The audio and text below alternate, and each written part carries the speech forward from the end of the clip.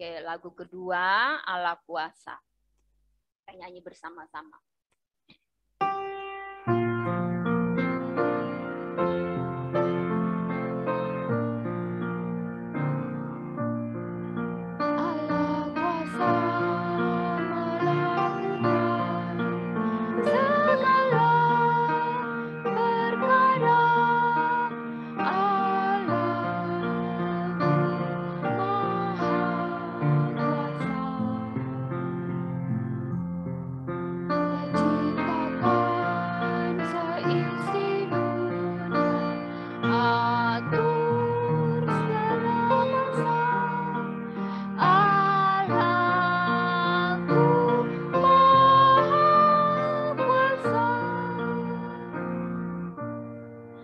Adik-adik, lagu ini sudah sering kita dengar ya.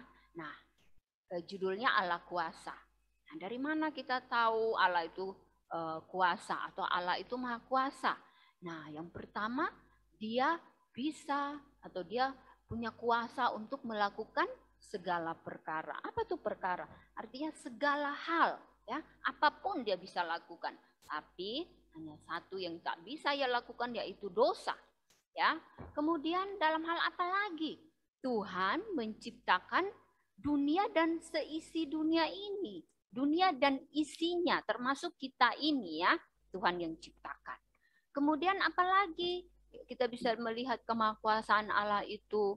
Ya, Tuhan berkuasa mengatur segala masa.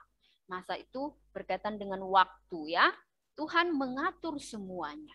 Jadi di baris yang terakhir adalah kesimpulannya bahwa Allah kita, Allahku maha kuasa. Jadi kita bersyukur kepada Tuhan karena Tuhan yang kita sembah, Tuhan yang kita puji-puji selama ini, dia maha kuasa dari segala-galanya. Ya, kita nyanyikan lagu ini sekali lagi sambil bersyukur kepada Tuhan. Oke.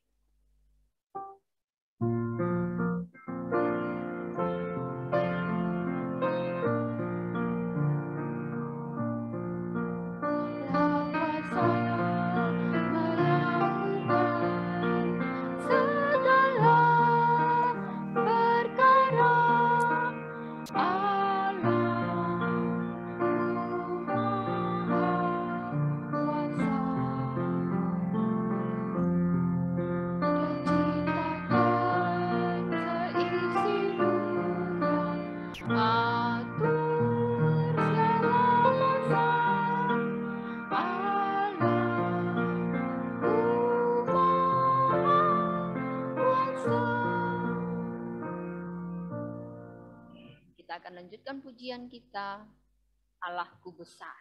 Nah, ini sama ya. Ini mau menyatakan bahwa Allah kita itu besar, Allah kita itu maha kuasa.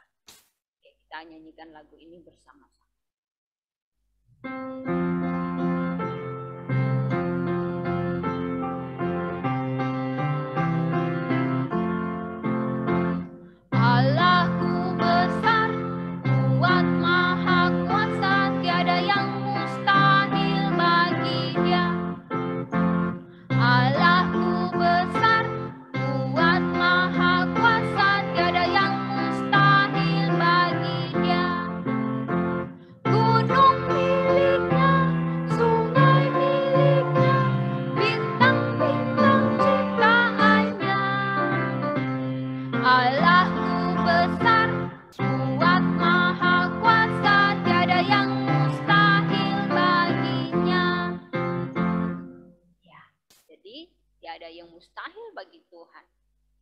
Ingatin lagi, Allah mampu melakukan apa saja.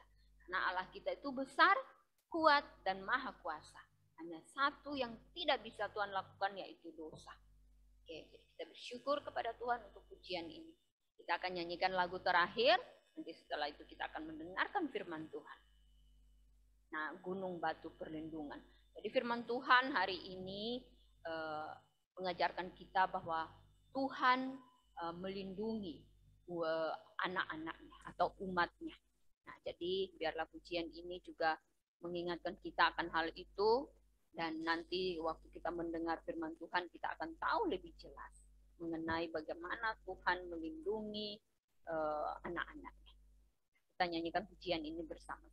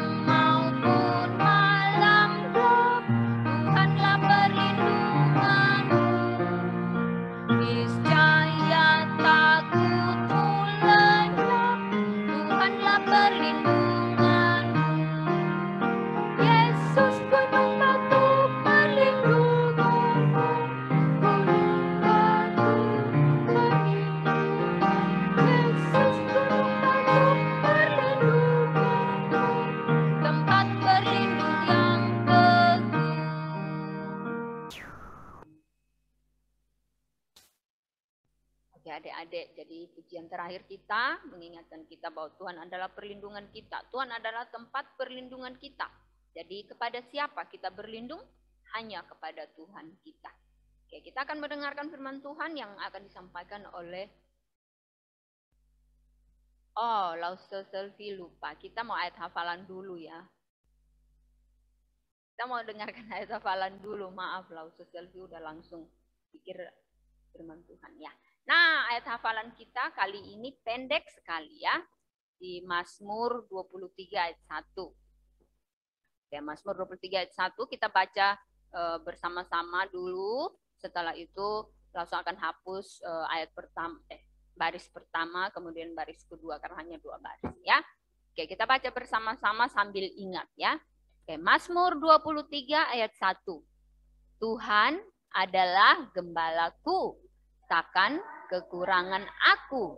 Mazmur 23 ayat 1. Sekali lagi. Mazmur 23 ayat 1. Tuhan adalah gembalaku, takkan kekurangan aku. Mazmur 23 ayat 1. Pasti udah ingat ya? Nah, kita hapus baris pertama. Oke. Mazmur 23 ayat 1. Tuhan adalah gembalaku, takkan kekurangan aku. Mazmur 23 ayat 1. Kita hapus lagi. Mazmur 23 ayat 1. Tuhan adalah gembalaku, takkan kekurangan aku. Mazmur 23 ayat 1. Kita hapus semua. Mazmur 23 ayat 1. Tuhan adalah gembalaku, takkan kekurangan aku. Mazmur 23 ayat 1. Oke ya, semua udah hafal ya. Kita mau mendengar pengumuman dulu, baru nanti kita dengarkan firman Tuhan ya. Nah, pengumuman pertama. Video show dan kuis berhadiah via Zoom akan diadakan sore ini ya, jam 3 sampai 3.30 seperti biasa. Mari kita ikut dan bisa mengajak teman-teman juga. Ibadah sekolah minggu diadakan via Zoom jam 8.30 sampai 9.30. Ya. Kemudian saat teduh anak sekolah minggu via Zoom diadakan setiap malam. Kelas TK sampai SD 3 jam 8 sampai 8.20. Kelas SD 4 sampai remaja 8.30 sampai 9 malam. Mari kita semua ikut bersaat teduh bersama. Ajak teman-teman juga ya. Kalau kamu ada teman-teman atau tetangga atau teman sekolahmu boleh diajak. Persekutuan doa malam via Zoom diadakan setiap malam, Senin, Rabu, Kamis, Jumat, Sabtu. Jam 8.30 sampai jam 8.50. Semua guru dan asisten sekolah minggu diundang untuk ikut berdoa bersama. Oke, kita akan mendengarkan firman Tuhan.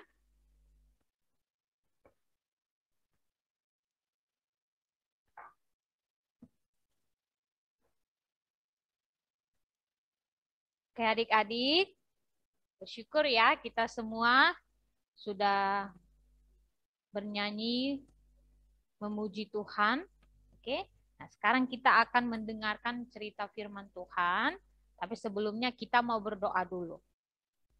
Nah, semua ambil sikap berdoa, lipat tangan, tutup mata, karena kita mau mendengarkan cerita Alkitab ya, cerita firman Tuhan.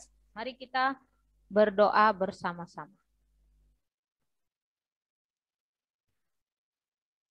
Tuhan Allah Bapa kami yang di sorga, kami sangat bersyukur karena kembalinya hari Tuhan, kami bisa datang beribadah kepadamu. Dan kami bersyukur kami bisa memuji nama Tuhan, bernyanyi bagi namamu. Terima kasih ya Tuhan, karena Tuhan membawa kami berkumpul bersama-sama pada saat ini. Tuhan Yesus, kami saat ini mau serahkan setiap hati kami, pikiran kami, mau mendengarkan cerita firman-Mu. Tolonglah kami supaya bisa duduk dengan tenang dan terlebih bisa mengerti cerita firman Tuhan yang akan disampaikan. Biarlah kami boleh belajar untuk dapat melakukannya di dalam hidup kami. Dan berkati juga Lause yang akan bercerita. Terima kasih Tuhan, kami berdoa di dalam nama Tuhan Yesus. Amin. Nah, adik-adik, kita mau melihat ya firman Tuhan pada hari ini ya. Nah, pelajaran hari ini adalah pelajaran kedua ya. Nah, apa judul pelajaran kita di hari ini? Judulnya adalah Allah melindungi anak-anaknya. Nah, dari mana cerita firman Tuhan kita pada hari ini? Ingat, cerita firman Tuhan selalu kita ambil dari buku Alkitab ya. Alkitab adalah bukunya Tuhan. Nah, hari ini ceritanya dari kitab 1 Samuel pasal 26.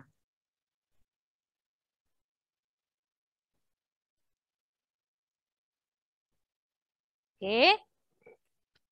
1 Samuel pasal 26. Nah, perhatikan ya adik-adik ya, apa yang akan kita dengarkan. Nah, tujuan cerita firman Tuhan kita ini, kita mau belajar nantinya untuk bersyukur karena Allah sanggup melindungi kita ya.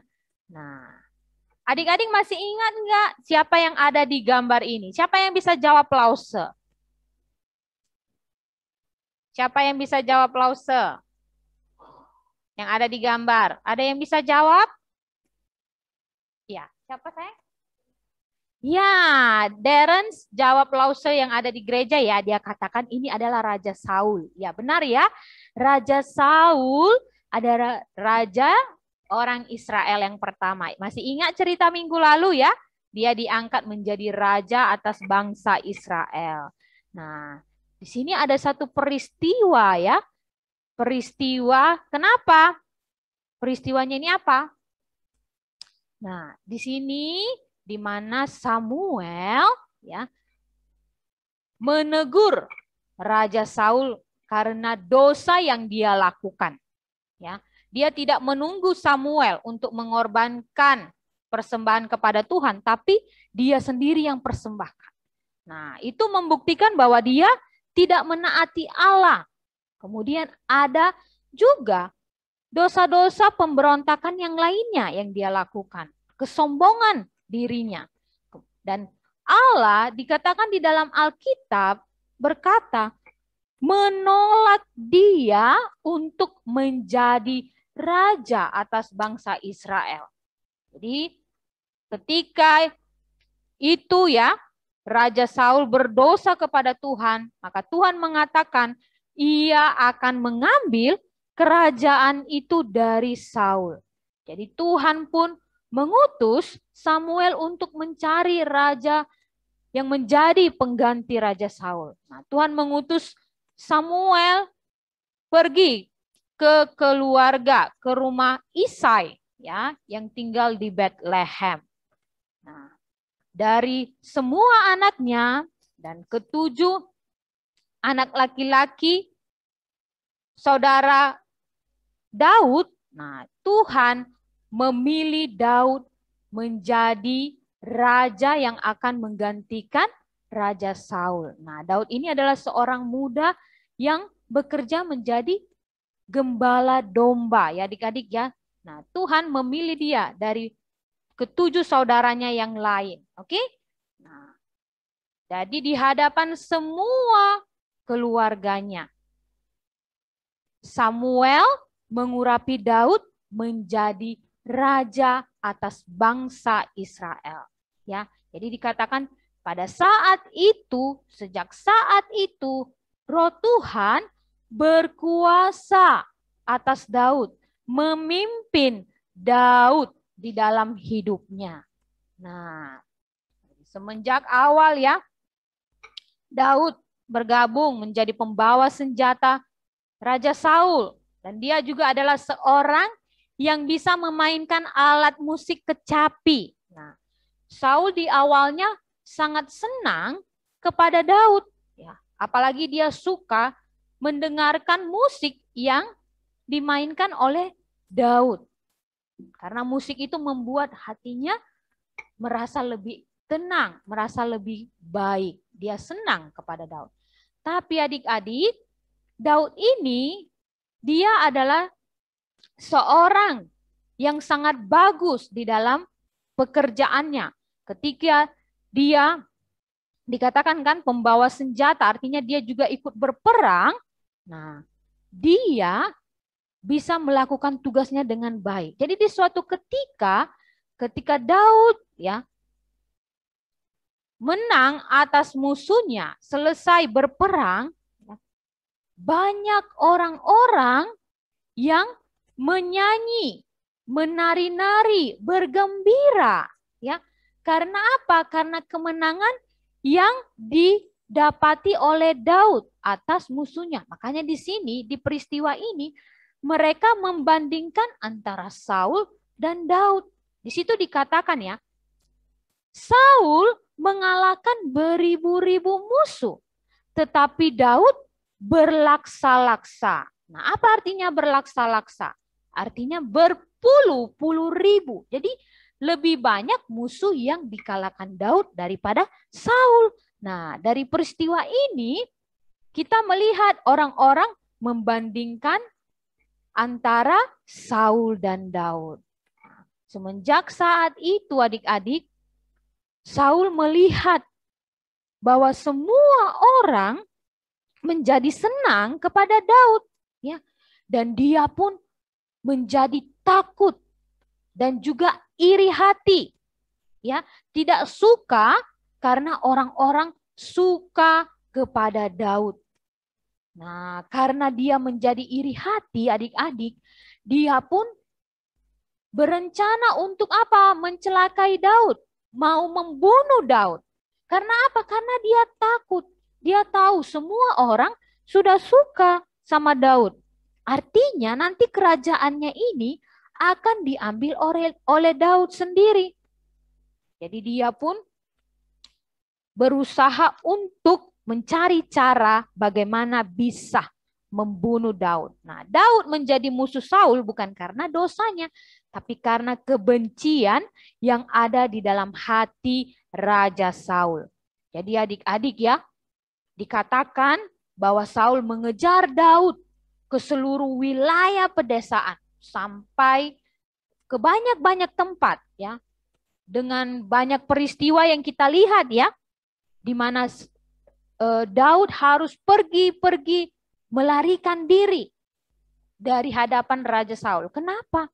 Karena nanti Saul akan membunuh dia. Bukan hanya sekali peristiwanya, tapi banyak sekali. Nah, itu dicatat di dalam Alkitab ya. Jadi karena rencana Saul ini, Daud harus pergi ya, meninggalkan rumahnya, tempatnya. Dan dia juga membawa orang-orang yang mau mengikuti dia. Jadi mereka ini harus mencari tempat-tempat untuk bersembunyi supaya apa? Supaya Raja Saul tidak mendapati mereka. Jadi mereka harus pergi melarikan diri dari pasukan Saul dan Saul sendiri.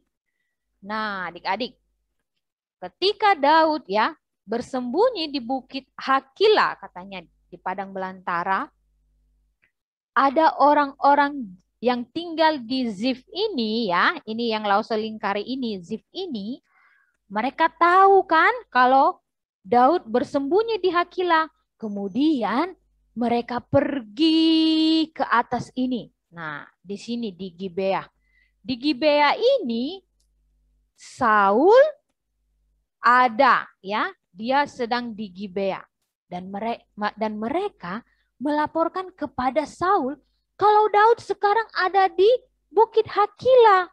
Nah, jadi ketika Saul mendengarkan berita itu, adik-adik, wah, dia segera dikatakan berkemas, cepat-cepat mau pergi kemana? Ke Gurun Zif itu, mau menemui dan mencari Daud.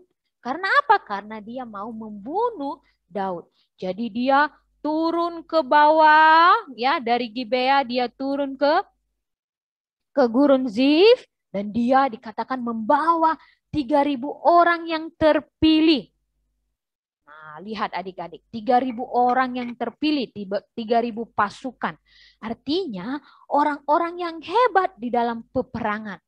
Nah, Saul dan 3.000 pasukan.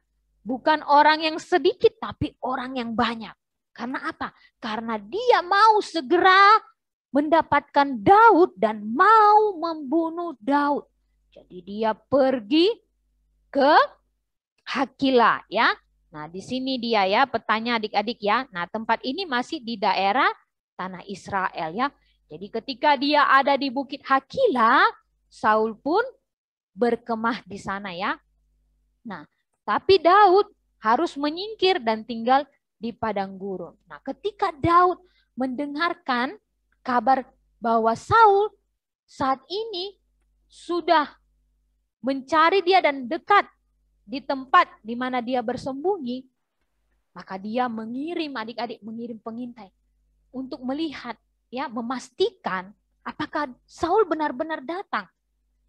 Nah, orang-orang memberitahukan, pengintainya ini memberitahukan, benar, Saul saat ini ada di Bukit Hakila, sudah dekat dengan Daud.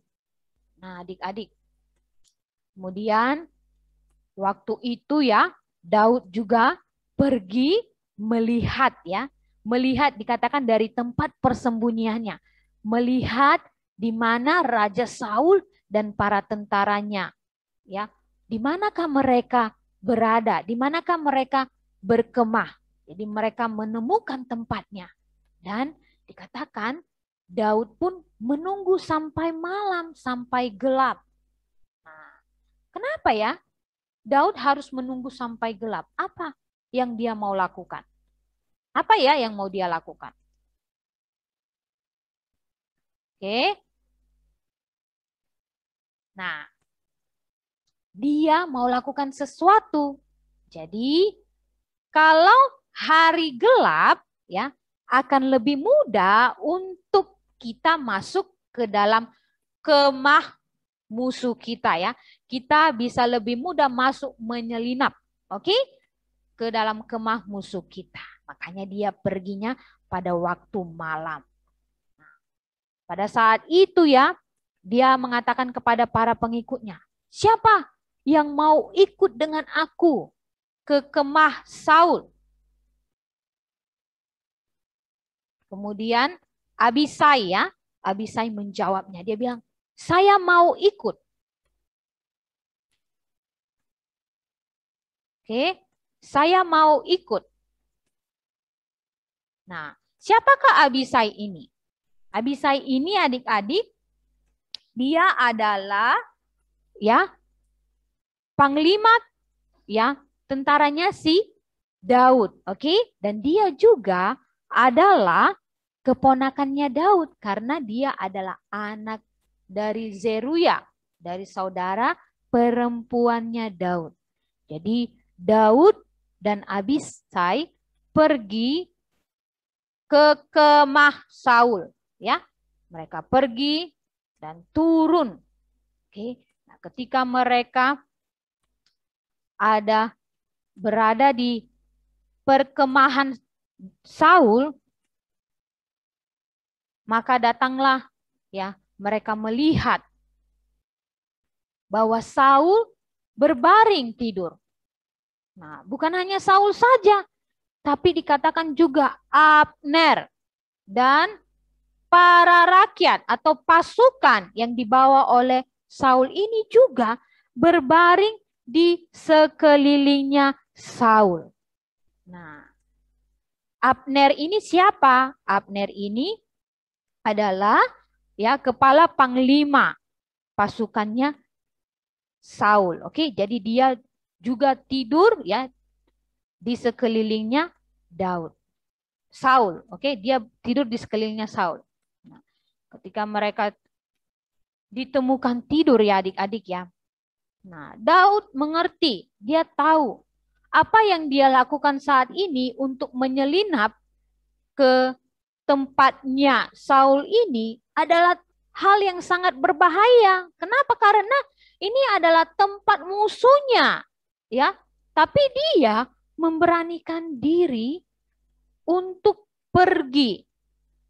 Dan dia tahu walaupun itu sangat berbahaya, dia tahu kalau Allah akan menjaga dia, ya. Karena dia mau percaya kepada Allah bahwa apa yang akan dia lakukan ini Tuhan akan sertai, ya. Jadi mereka pun melewati, ya, dan pergi ke tempat Saul tadi.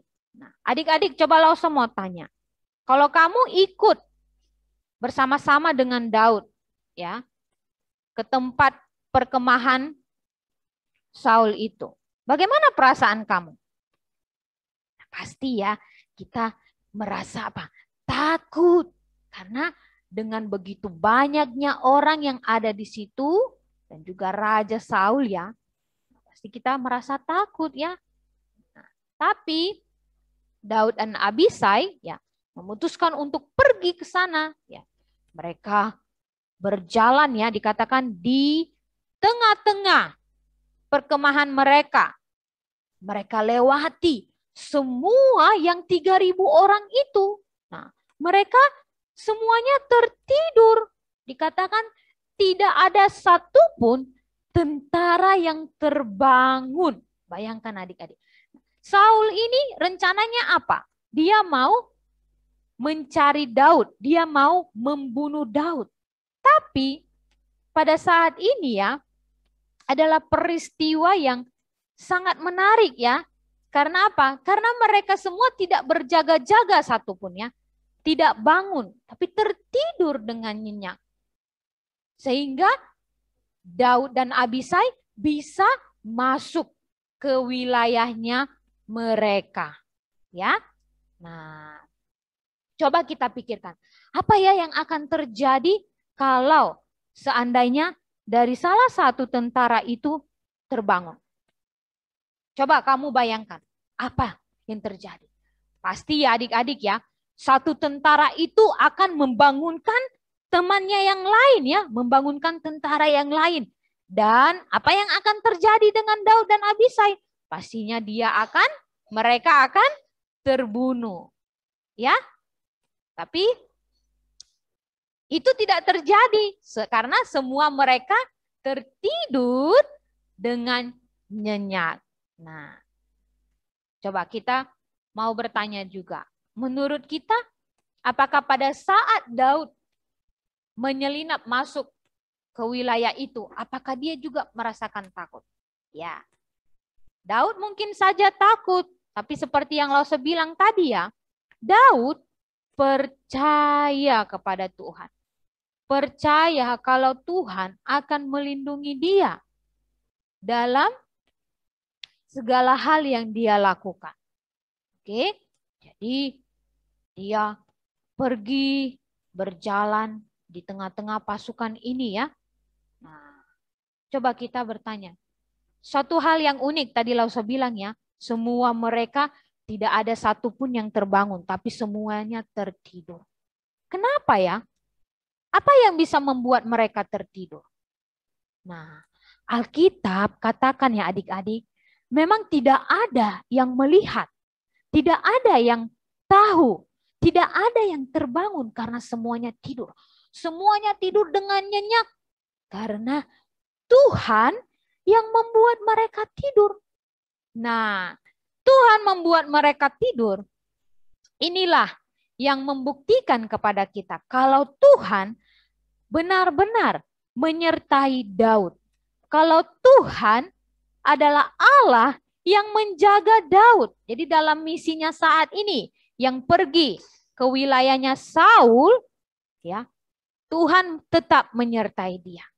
Tuhan menolong dia.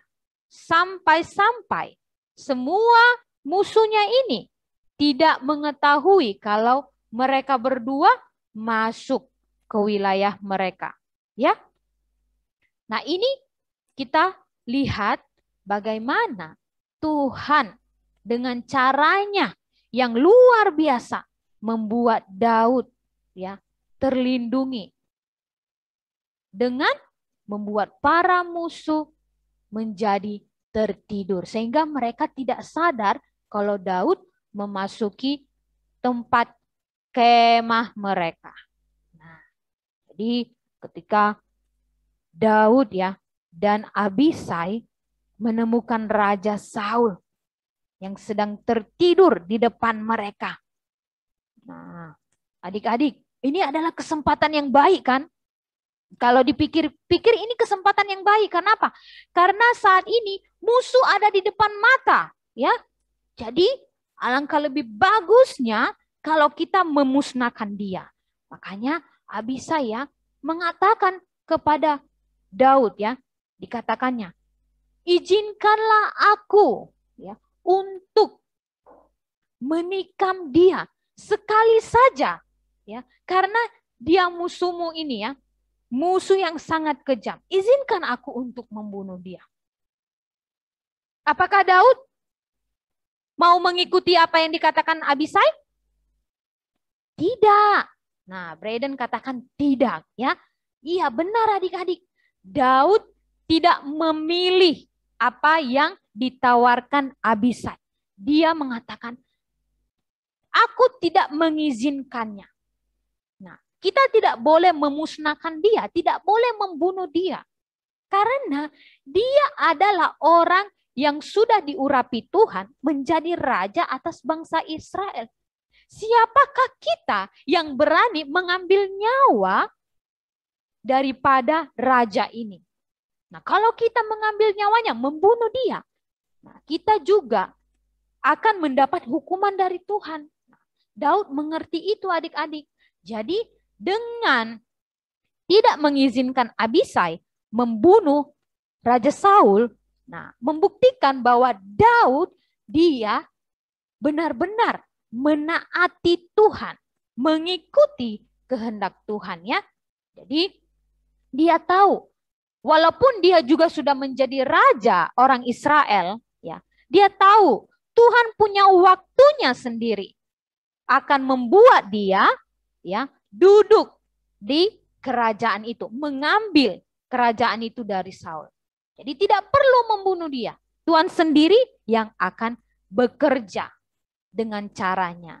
Jadi Daud mengatakan kepada Abisai, kita cukup mengambil tombak dan kendinya Saul. Nah, ini ada tombak, ini ada kendi ya. Jadi cukup ambil tombak dan kendi ini. Nah, tombak ini adalah alat yang dipakai untuk berperang ya. Nah, kendi adalah tempat minum. Jadi ini adalah tombak dan kendinya Saul. Jadi cukup ambil barangnya ini saja. Dan mari kita pergi. Ya, adik-adik ya. Nah, menurut kalian ya, kenapa Daud hanya mengambil kendi dan tombaknya Saul? Nah, Daud ya mau memberitahukan ya kepada Saul kalau dia bisa saja membunuh Saul, tetapi apa? Dia tidak memilih untuk melakukan itu ya. Dia tetap membiarkan Saul hidup. Oke? Nah, jadi ketika mereka sudah mendapatkan tombak dan kendi ini ya, mereka pun segera pergi meninggalkan Saul dan pasukannya yang 3.000 orang tadi. Mereka naik ke atas puncak bukit ya, dari jauh dari perkemahan mereka. Nah, jadi ketika mereka sudah sampai di atas puncak bukit itu, Daud ya, dia berteriak memanggil nama Abner. Abner. Nah, kenapa Abner yang dipanggil? Nah, Abner itu tadi Lause bilang dia adalah panglima ya, kepala panglima tentaranya Saul. Jadi dia punya tanggung jawab terhadap tugasnya. Nah, dia bilang, "Mengapa kamu tidak menjaga raja? Kamu tahu seseorang masuk ke dalam perkemahan dan mengambil tombak serta kendi raja. Raja bisa saja terbunuh. Ya, karena musuh sudah masuk ke wilayah mereka. Maka dari itu, Abner patut mendapatkan hukuman mati karena tidak melindungi raja, tidak berjaga-jaga." Nah, Saul mengatakannya itu, berteriak ya. Jadi Abner dan Saul ya, ketika mendengar itu, Saul menyadari bahwa itu adalah suaranya Daud. Jadi mereka sangat terkejut ya. Mereka mendengarkan perkataan Daud tadi bahwa seseorang sudah masuk ke dalam kemah mereka ya, waktu mereka tidur. Tapi mereka tidak terbunuh. Mereka tetap hidup. Nah, pada saat itu adik-adik, Saul menyadari kalau dia sudah berbuat jahat, ya, kalau dia sudah berbuat dosa kepada Daud. Daud tidak melakukan kejahatan apapun kepada Raja Saul, ya. Tapi Saul mau membunuh dia. Makanya Daud mengatakan, "Jangan bunuhlah. Jangan bunuh aku karena aku tidak melakukan kejahatan apapun." Berjanji, ya. Nah, Saul berjanji ya di sini ya, dia tidak akan berbuat jahat lagi. Karena dikatakan karena nyawanya pada hari itu sangat berharga di mata Daud. Nah, tapi adik-adik ya, pertobatan ini bukan pertobatan yang murni ya, karena nantinya pun setelah kejadian ini Saul masih tetap mengejar-ngejar Daud ya. Nah, ketika itu ya, Daud pun mengatakan kepada Raja Saul, "Inilah tombak tuanku raja. Jadi suruhlah salah satu orangmu untuk menyeberang mengambil tombak dan kendi ini." Daud pun memberikan kembali barang-barang Raja Saul. Maka Saul berkata kepada Daud, "Kiranya Tuhan memberkati dia." Dia memanggil Daud sebagai anakku ya, dan dia mengatakan bahwa apapun yang diperbuat oleh Daud ya, pastilah dia sanggup melakukannya. Ya, dia menyesal, pada saat itu dia menyesal ya. Dan setelah ini adik-adik, Daud pun pergi meninggalkan Saul, melakukan perjalanannya kembali. Dan Saul pun pergi pulang ke tempatnya. Jadi kita melihat adik-adik ya, bagaimana Daud bisa terjaga, tidak terbunuh oleh Saul. Coba kita pikirkan, siapakah yang menolong Daud dapat melakukan semuanya itu? Dia bisa masuk ke perkemahan Raja Saul. siapa yang bisa menolongnya? Tidak ada satu orang pun yang sadar. Siapa? Siapa? Tuhan. Iya, Tuhan Yesus ya. Seperti yang Lause katakan, Roh Allah berkuasa melindungi dia. Tuhan sendirilah yang berkuasa menolong dia. Walaupun ya dia melewati masa-masa sulit. Walaupun dia melewati masa yang sangat berbahaya. Harus masuk ke tempatnya Saul. Tapi apa? Dia mendapatkan keamanan. Dia dilindungi oleh Tuhan. Dan apalagi adik-adik, Tuhan juga menolong Daud untuk taat kepada Tuhan. Tadi ya, Abisai mengatakan untuk membunuh Saul saja. Tapi apa? Daud, dia mau taat kepada Tuhan. Dia tidak mau membunuh Saul. Karena dia tahu biar Tuhan yang melakukannya. Karena itu bukan tugas dari Daud. Nah, jadi dari cerita firman Tuhan hari ini adik-adik, kita melihat, kita harus percaya kalau Tuhan itu setiap hari menyertai hidup kita. Kalau Tuhan itu, dia setia melindungi kita dan akan setia melindungi kita juga. Ya. Nah, kita harus bersyukur seperti tadi tujuannya. Kita sudah melihat ya bagaimana Tuhan melindungi kita sampai hari ini, diberikan kesehatan juga, dicukupkan setiap kebutuhan kita. Nah, kita harus bersyukur semuanya itu karena Tuhan yang menolong, karena Tuhan yang menyertai dan melindungi. Nah, kita juga harus ingat bahwa Tuhan kita adalah Tuhan yang Maha Kuasa, yang sanggup melakukan apapun untuk melindungi kita dan menolong kita. Ya, jadi dalam kehidupan kita selalu ingat dan harus tahu kalau Tuhan itu adalah Allah yang selalu menolong kita. Sama seperti Daud tadi, Tuhan telah lindungi dan Tuhan telah tolong. Begitu juga dengan kita, Tuhan lindungi dan Tuhan tolong. Nah, Lause mau kasih tahu bagaimana ya kita tahu kalau Tuhan melindungi kita. Nah, seperti masa-masa saat ini, masa di mana sakit corona ya menyebar. Tapi kita berdoa, Tuhan, semoga kita sehat-sehat, lindungi kami. Nah, Tuhan dengan kehendaknya ya memberikan kita kesehatan, menjauhkan kita dari sakit penyakit. Ya. Dan kemudian ya, Lause mau kasih contoh juga bagaimana Tuhan juga bekerja ya, menjadi kesaksian ya untuk kalian ya adik-adik. Karena cara Tuhan melindungi kita, dia lakukan dengan begitu sangat luar biasa. Kesaksian dari cerita Lause ya. Waktu Lause melakukan perjalanan ya, orang tua Lause tinggal di Batu Aji. Jadi Lause dari Batu Aji mau pulang ke gereja, ke Batam Center ya. Waktu itu hujan.